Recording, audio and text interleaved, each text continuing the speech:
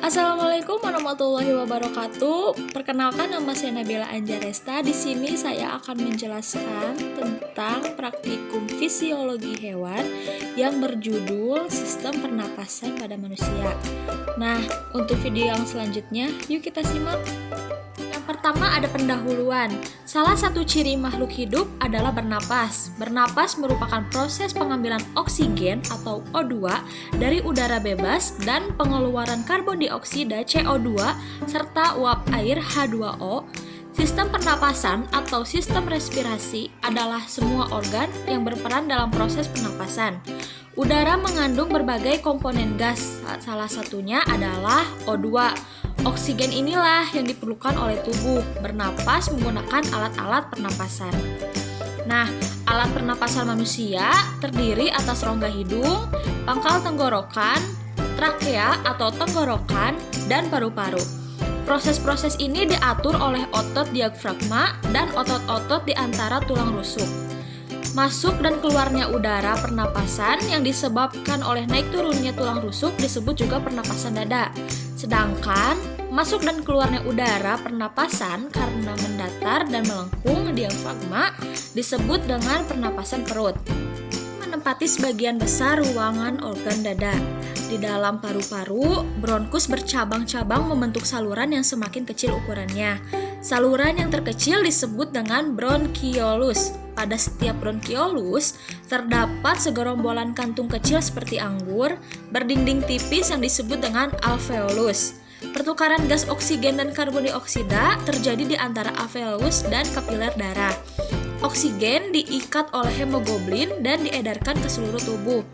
Seiring dengan kejadian tersebut, gas karbon dioksida dikembalikan oleh sel-sel tubuh melalui kapiler darah. Karbon dioksida akan meninggalkan tubuhmu pada saat mengeluarkan napas. Salah satu jenis fluida adalah gas. Nah, dalam sistem pernapasan manusia terjadi pertukaran gas. Dengan kata lain, terjadi aliran fluida dalam pernapasan manusia. Dengan demikian, udara dalam sistem pernapasan ini memiliki peran yang penting untuk pemahaman diagnosis dan pengobatan pada sistem pernapasan manusia. Praktikum kita adalah untuk mengukur kapasitas paru-paru. Ada alat dan bahan yang digunakan, yaitu satu botol galon 4 liter yang terbuat dari kaca atau plastik keras dengan cukup, cangkir ukur 250 ml, air, spidol, baskom plastik, dan selang akuarium. Untuk langkah kerjanya yaitu tempelkan solasi pada sisi botol dari atas ke bawah, kemudian gunakan cangkir ukur untuk menambahkan 16 cangkir atau 5 liter air ke dalam botol atau galon. Tetapi di sini saya hanya menggunakan 4 liter saja karena menyesuaikan dengan ukuran galonnya. Nah, masukkan secangkir demi secangkir, gunakan spidol untuk membuat garis untuk menunjukkan ketinggian air. Setelah itu, isi baskom dengan air hingga setengahnya. Lantas, letakkan galon tersebut dalam keadaan terbalik di dalam baskom. Masukkan selang sekitar setengah galon tersebut. Ambillah napas secara normal dan hembuskan melalui selang. Gunakan skala pada galon untuk menentukan volume, jumlah ruang yang terpakai untuk napas yang kalian hembuskan pada galon. Perhatikanlah volumenya. Sampai tanda-tanda mendekati seperempat galon, kemudian catat hasil akhirnya pada tabel. Selanjutnya, kosongkan galon dan ulangi percobaan tersebut menurut langkah 2-5.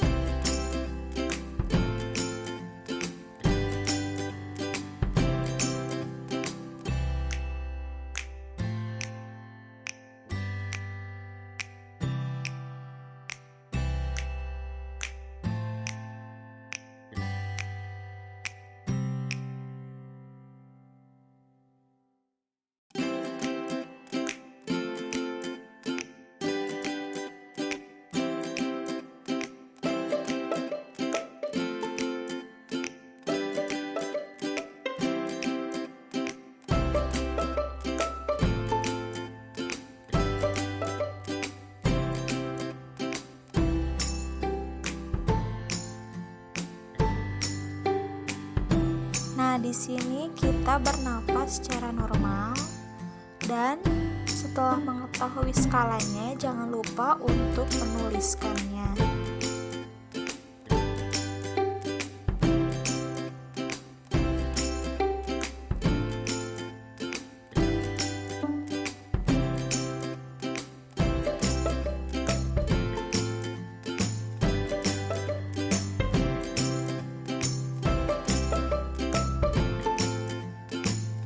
Dan percobaan kedua, kita akan berlari. Lakukan percobaan bernapas lagi untuk mengetahui volume ketika kita sudah berlari. Dan ini dia hasilnya. Nama Nabila Anjaresta, tinggi badan 155 cm, berat badan 70 kg. Sebelumnya mendapatkan kapasitas paru-paru 1800 dan sesudahnya mendapatkan kapasitas paru-paru 2500 ml. Pembahasan kapasitas vital paru-paru ini adalah jumlah udara maksimum yang bisa dikeluarkan dan paru-paru manusia setelah lebih dahulu mengisi paru-paru jika maksimum dan nantinya akan mengeluarkan sebanyak-banyaknya. Jika kita melakukan aktivitas seperti berlari atau jalan cepat, maka volumenya akan bertambah.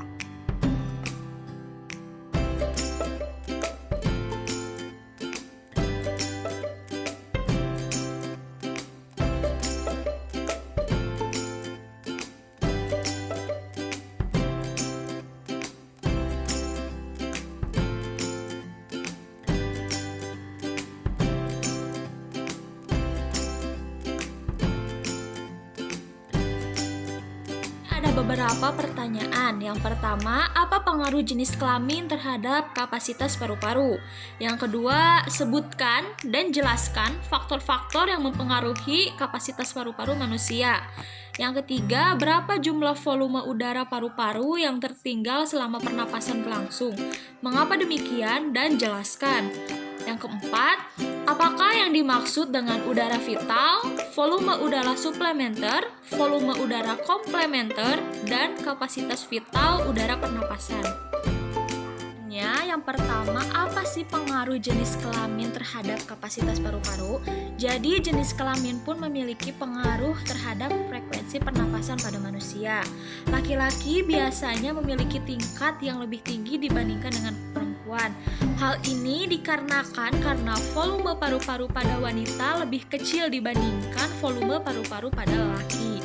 Nah, untuk jawaban soal yang kedua, kapasitas vital merupakan total volume cadangan inspirasi atau udara komplementer dijumlah dengan volume tidal serta volume cadangan ekspirasi atau udara suplementer. Biasanya juga disebut dengan jumlah udara maksimum. Sebanyak inilah udara yang mampu dikeluarkan manusia dari paru-parunya. Namun sebelumnya, dia sudah mengisi paru-paru secara maksimum lalu melepaskannya sebanyak-banyaknya. Jika diukur, ukurannya rata-rata adalah 4.600 ml. Laki-laki mampu memiliki kapasitas vital sebanyak 4.800 ml, sedangkan wanita hanya mampu melakukan kapasitas vital sebanyak 3.100 ml.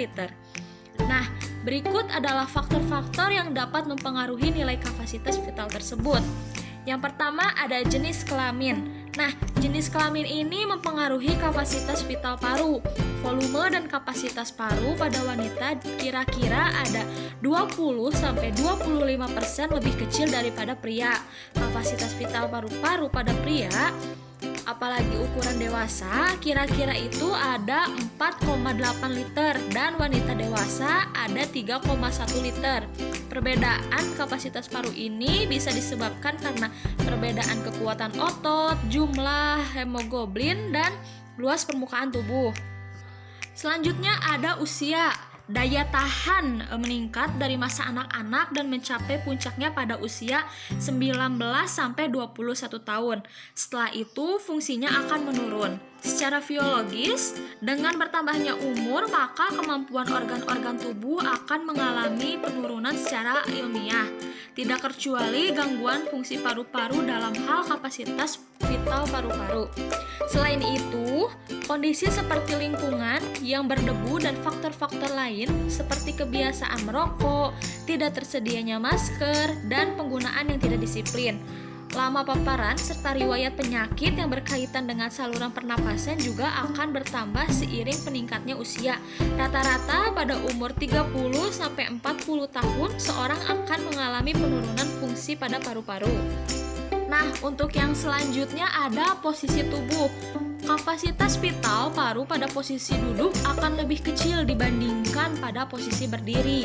Hal ini disebabkan oleh abdomen yang menekan ke atas melawan diafragma pada posisi duduk berbaring dan meningkatkan volume darah pada posisi duduk dan berbaring, yang berhubungan dengan pengecilan ruang yang tersedia udara dalam paru-paru. Nah, selanjutnya ada kebiasaan merokok. Para pecandu rokok, kapasitas paru-parunya akan menurun. Mengapa begitu? Karena paru-paru perokok akan menghasilkan lendir dalam jumlah yang banyak, sehingga menghambat proses respirasi terutama pada saat tidur. Nah, partikel rokok ini yang terhirup semakin lama akan semakin banyak, sehingga dapat menyebabkan terjadinya obstruksi paru-paru walaupun masih bersifat ringan. Gangguan fungsi pada paru-paru yang bersifat obstruktif terjadi karena penyempitan pada trakea atau bronkus sentral maupun perifer.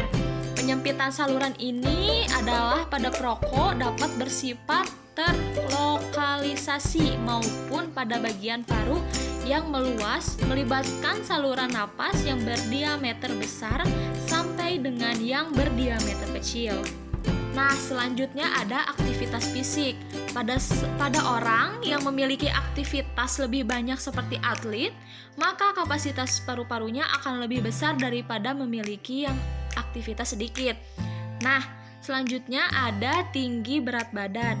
Semakin tinggi seseorang, maka kapasitas paru-parunya akan semakin besar dan semakin lebih besar juga berat badannya.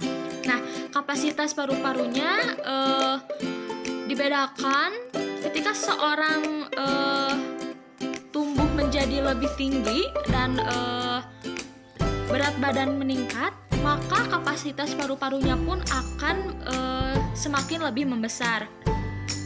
Nah, yang untuk terakhir, riwayat penyakit paru-paru memberikan resiko hampir 4 kali lebih besar untuk terjadinya gangguan fungsi paru-paru. Hal ini disebabkan karena pembentukan jaringan fibrosis yang tidak elastis akibat penyakit paru sehingga paru tidak bisa mengembang secara sempurna. Untuk soal yang ketiga, seperti sudah dijelaskan bahwa aktivitas berlari merupakan faktor kapasitas menjadi lebih banyak menghirup oksigen dan lebih banyak mengeluarkan karbon dioksida jika dibandingkan dengan kita hanya duduk atau berdiam saja. Nah, untuk nomor 4, volume tidal adalah volume udara yang diinspirasi atau diekspirasi pada setiap kali pernapasan normal.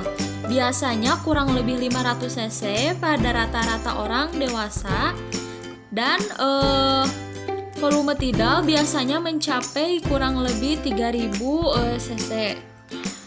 Sedangkan volume cadangan ekspirasi atau yang disebut dengan udara suplementer adalah volume maksimal yang dapat dihembuskan setelah inspirasi biasa.